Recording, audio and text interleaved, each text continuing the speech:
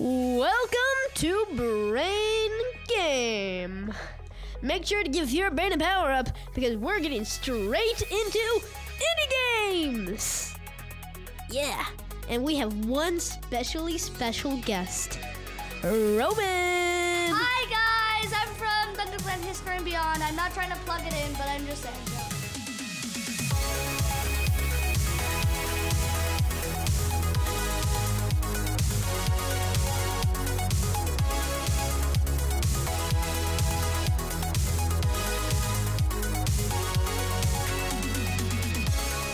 I mean, you can still plug yourself in. But okay then, go check it out after this episode because sadly it is his last. Yeah. It's so sad. But I have a plan for when I get home to buy a recording studio and make my podcast a reality. Maybe you can do the same. Yeah. All right. And first, we're going to talk about what is an indie game. An indie game is a game made by a singular developer or a small developing group. For example, Geometry Dash, made by Rob Top, one person. And it's Rob. a really, really good game. And it's actually pretty famous. And it's an indie game. I bet you didn't know that. I mean, there's a lot of people who probably know that, but yeah. No, like the people who, the Gen Alpha people probably don't know it's an indie game. Yeah. Now we're going to talk about famous indie games and how they revolutionize certain genres. For example, one of my favorite ones, Undertale and Deltarune. If you didn't know, these games are 2D, aka flat screen, and you can kind of see your character instead of like seeing in a cone of vision. Two-person mode, right? Two-person mode? No, or 2D means two-dimensional. So like, for example, it's you. Geometry Dash. Yeah. And what's so special about it is that it's really interactive. And I don't mean that as in it doesn't, I don't mean as in it, like, interacts with you. I mean it as in, like, there's so many things you can do, and there's so many secrets. The humor is cool. It kind of revolutionized RPGs. You know RPGs? I've heard of an RPG grenade launcher, but that doesn't really count. Anyway, but these RPG games. wait, you gotta talk into the microphone. These RPG games. Here, Rogan, bring down the move microphone. the microphone down because you're much quieter. Okay. These RPG games. Yeah, basically, have you heard of turn-based fighting like Pokemon? Oh yeah, I've heard of Pokemon, and my brother has it on his iPad. Yeah, you know, like turn-based fighting, where like it's your turn to attack, and like the other person Like gets Prodigy or Bottle. sure. Now, Undertale takes that, but makes it a little bit better. Instead of making it as in it's a guaranteed hit, you are in a small little box, and there's projectiles from such character being sent to you, or special attacks that you have to dodge. And then you have your own slash, which you have to do a mini game. You have to do a mini game to see how strong your slash will be. In Prodigy, which is kind of like that, you actually have to answer a question, and you can choose will it be English or math. For instance, in math is what is 2 times 2? And if you get it right, then you can choose an attack. But if you get it wrong, then you try to do something but fumble and lose your turn. Yeah, but we're talking about indie games. It might be an indie game. It's not. Because I don't know how many people built it. I don't think it's an indie game. It was made by a whole company. Oh well. But it's kind of like Deltarune, where you have to do something to see what you're gonna do in a fight. Kinda.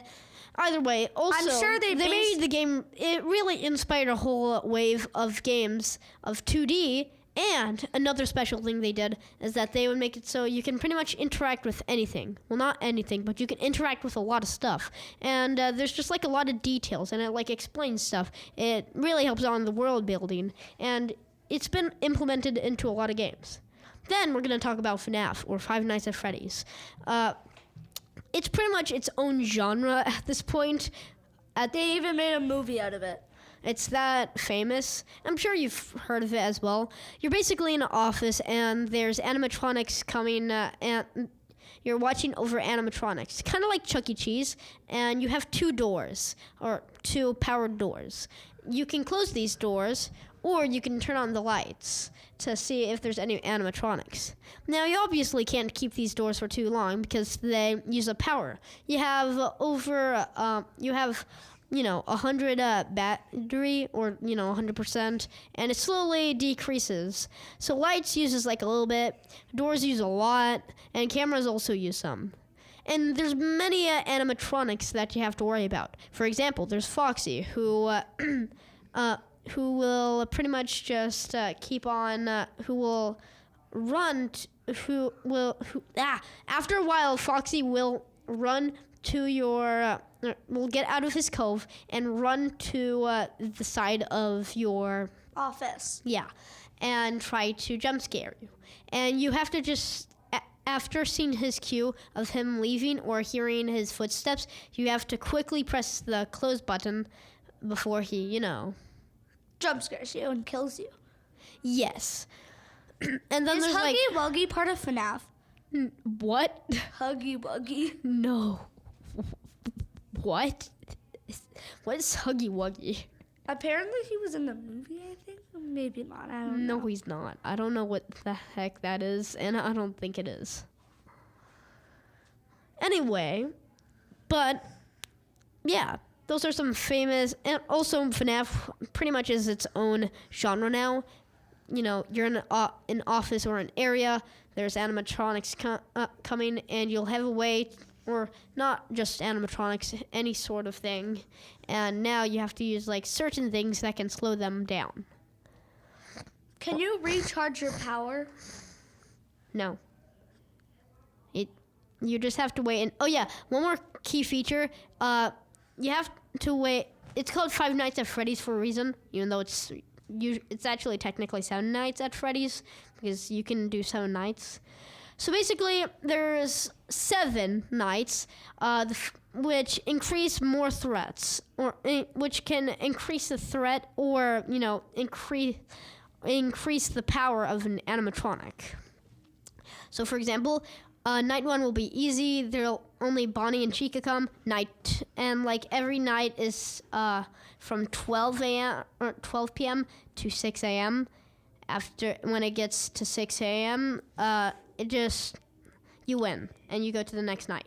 On the second night, it's then it introduces Foxy and makes Bonnie and Chica stronger, I think. Third night, Freddy is introduced, and he's kind of like, I think, a stronger, and he like, it's complicated how Freddy works.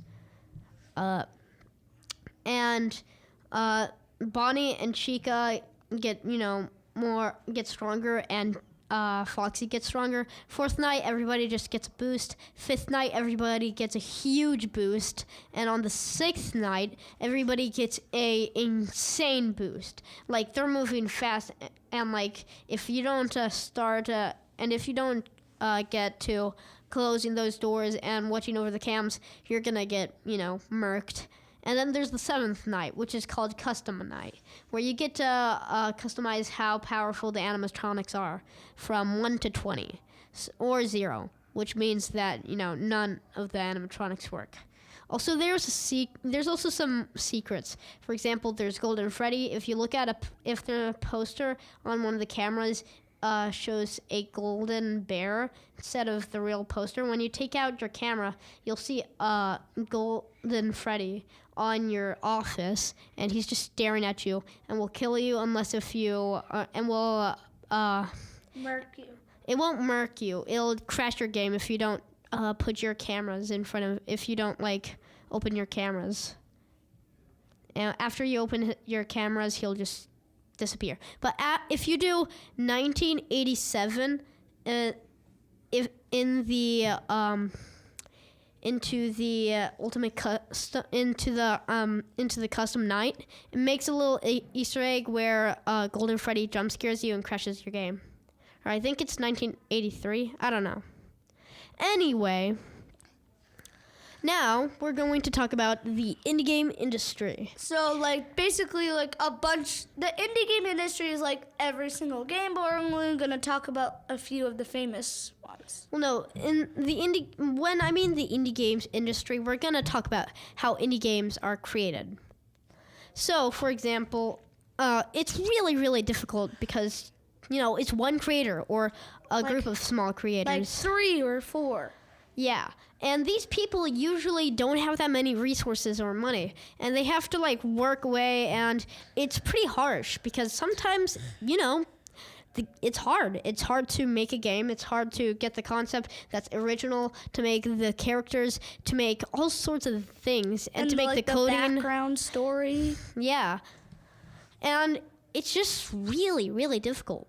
So some indie games that actually were announced to come up, the creator just quit and debunked them.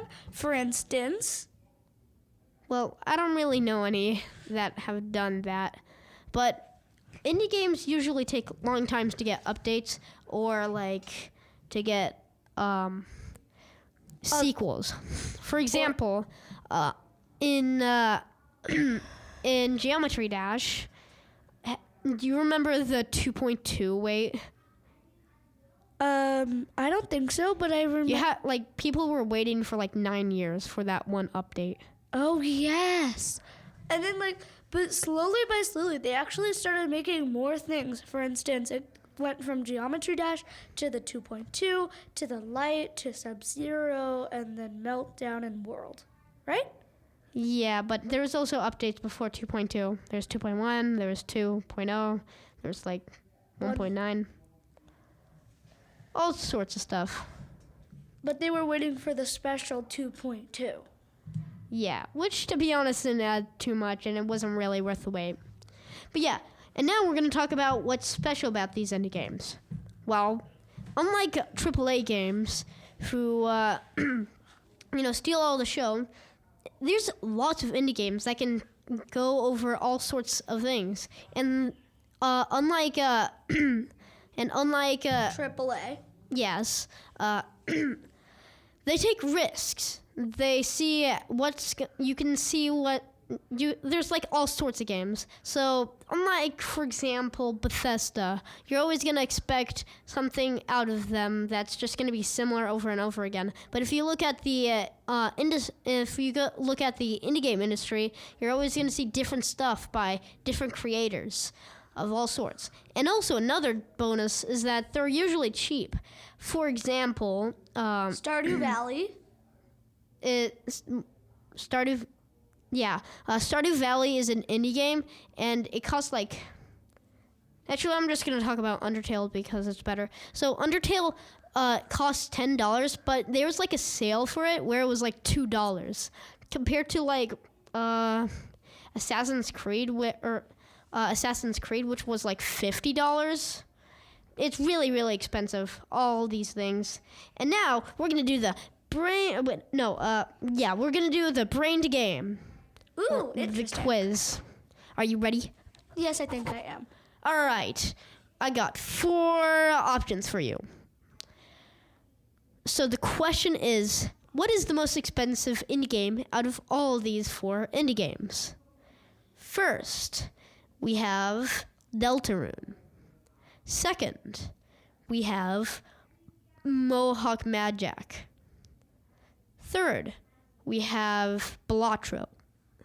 And fourth and finally, we have Ultra Kill. Sorry, I had a hiccup. It's probably one I've never heard you say before, so I'm going to say the one that starts with the letter B. Balatro? Yeah. Balatro. You are incorrect. What is it? It is, I think it's a tie between Mohawk Mad Jack and Ultra Kill. Both are $25. Oh, jeez. I know they're supposed to be cheap, but it's better than some games. Like, for example, Assassin's Creed was like $60, I think. Anyway, now we're going to talk about the revival of 2D. So I know I was talking to you about, like, Delta, what's it? Deltarune and Undertale, and how Geometry Dash 2. Yeah, they were all 2D, and these were, and you know how like the console Atari, they had all these 2D games. Well, that's brought back because these take the 2D aspect of 8-bit stuff, or just like something put on a screen that doesn't put you in a cone of vision, if you know what I mean. And yeah, it's really, really cool. Anyway, we're going to have to wrap it up today. Ooh, this can I is say the one last more? episode. I know, it's sad. But maybe after we go home from this studio, we can make our podcasts a reality, for instance. So you can go home and do Brain Game or Game Brain, whatever you call it. Yeah, yes, I will. And I'll go home and buy a recording studio or just buy recording stuff and make my podcast, ThunderClan History Beyond, a reality. Also, cut out, like, whatever I was doing there. I don't know. Yes. And one last thing. Guess what? Snake IO 1 and 2 are indie games from Apple Arcade. They were actually made by, like, a small creator, just one creator. Yeah. Anyway, game off, brain back on. We will see you along our next podcast. Bye-bye. Bye, guys. This is the last episode. See ya. Adios forever and ever and ever. Yeah.